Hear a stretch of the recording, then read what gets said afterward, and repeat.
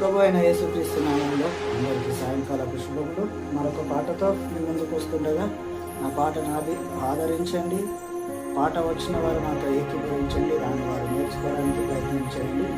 సాగిపోదును ఆగిపోదును అనే పాట పాడుకుందాం. దేవుని నామమును ఘనపరుచుకుందాం. సాగిపోదును ఆగిపోదును